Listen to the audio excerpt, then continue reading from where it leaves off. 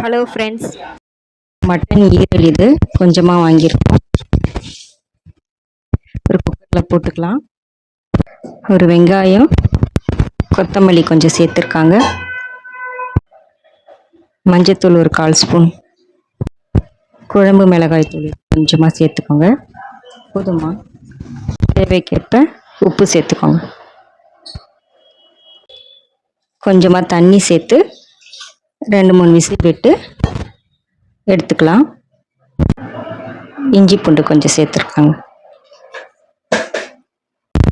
ஒரு 3 விசில் வச்சு எடுத்துக்கலாம். எண்ணெய் 1 ஸ்பூன் சேர்த்துட்டு கருவேப்பிலை மட்டும் சேர்த்துக்கோங்க. கருவேப்பிலை சேர்த்துட்டு ஆல்ரெடி எல்லா மசாலாவும் போட்டிருக்கு இல்லையா, அதில் வெங்காயம் எல்லாமே சேர்த்து வேக வச்சு எடுத்து வச்சிருக்கு பாருங்கள். அதனால் அதை அப்படியே நம்ம சேர்த்துக்க வேண்டியது தான், வதக்க வேண்டியது தான். இதுக்கு மேலே தேவைன்னா நீங்கள் பெப்பர் காரம் கூட சேர்த்துக்கோங்க.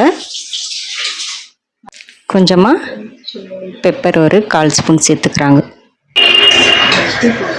நல்லா கொஞ்சம் வதங்கி விட்டுச்சு. ரெடி ஆயிடுச்சு வறுவல்.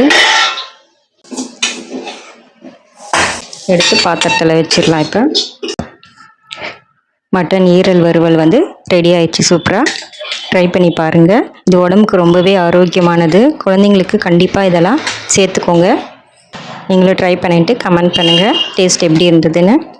லைக் பண்ணுங்கள், ஷேர் பண்ணுங்கள், சப்ஸ்கிரைப் பண்ணுங்கள். தேங்க்யூ ஃபார் வாட்சிங்.